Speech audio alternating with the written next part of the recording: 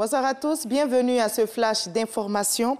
Nous sommes le mardi 15 août aujourd'hui, une journée spéciale pour les fidèles chrétiens catholiques. Ils célèbrent la fête de l'Assomption. Ici, en Côte d'Ivoire, des messes ont été dites en l'honneur de Marie dans les temples et paroisses. Notre reporter Grace Kando a suivi la célébration de la fête de l'Assomption dans les communes de Bingerville et de Cocody. Jardin botanique dans la commune de Bingerville. À l'entrée de ce site, le rassemblement des fidèles de la paroisse Saint-Augustin. Chapelet en main, l'heure est à la méditation sur le mystère glorieux qui marque entre autres le couronnement de la Vierge Marie au ciel. Nous voulons reconnaître que Marie est la reine du ciel et nous lui demandons d'intercéder auprès de son Fils pour nous bénir en ce jour. Il faut qu'elle transforme nos difficultés en joie, pour que le monde sache que nous sommes les enfants de Marie et que tous ceux qui ne la connaissent pas, en nous voyant rayonner, puissent venir à elle. Après le chapelet, s'en est suivi la procession mariale dans les rues de la commune. Ce, à l'occasion de la célébration de l'Assomption qui marque l'élévation de la Vierge Marie au ciel. Une messe d'action de grâce pour témoigner des bienfaits de Marie. La dévotion à la Vierge n'est qu'une manière pour nous de passer par Marie pour atteindre son Fils Jésus-Christ.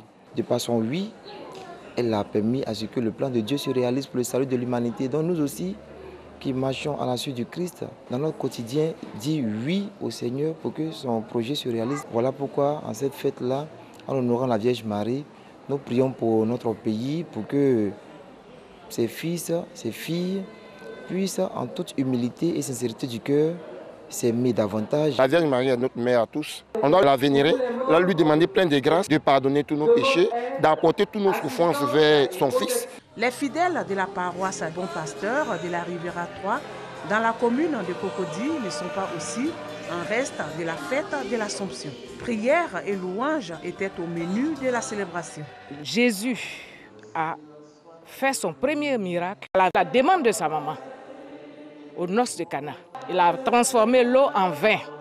Et le dernier point qui a fait que je m'attache à la Vierge, c'est que Jésus sur la croix, avant de mourir, a confié sa mère à Jean. C'est pour dire que Marie représente beaucoup et tout pour Jésus. Et comme moi j'aime Jésus, j'aime sa mère. La porte du paradis s'est ouverte à Marie. C'est pourquoi l'Église invite les fidèles à cultiver les vertus d'amour, d'humilité et de bonté.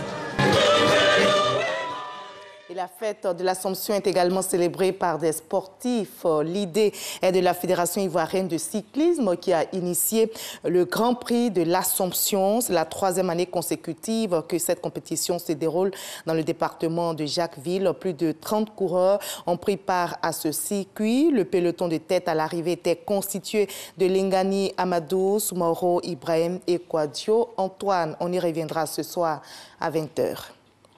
L'ambiance est tout autre à Tombouctou, dans le nord Mali, où 7 personnes ont trouvé la mort dans une attaque survenue hier.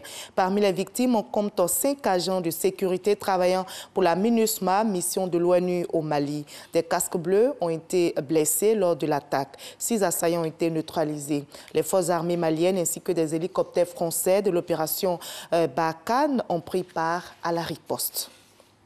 En Irak, l'armée a lancé une bataille contre les terroristes, c'est-à-dire les terroristes de l'État islamique, pour reprendre Tal Afar, situé à 70 km à l'ouest de Mossoul. Il s'agit d'une offensive aérienne pour préparer l'assaut terrestre. L'aviation irakienne a donc bombardé ce matin même la ville de Tal Afar. Après la libération de Mossoul, l'armée est déterminée à chasser les terroristes de cette ville qui constitue leur dernier bastion. On va terminer par la Colombie où le désarmement de la guérilla des FARC s'est achevé ce matin même avec la sortie des dernières armes de leur zone de regroupement. C'était en présence du président Juan Manuel Santos qui estimait qu'ainsi le conflit se termine vraiment. Aujourd'hui, c'est le dernier souffle du conflit. Avec cet abandon des armes, le conflit se termine vraiment et une nouvelle phase débute dans la vie de notre nation, a déclaré le chef de l'État colombien, également prix Nobel de la paix 2016. On se retrouve à 20h.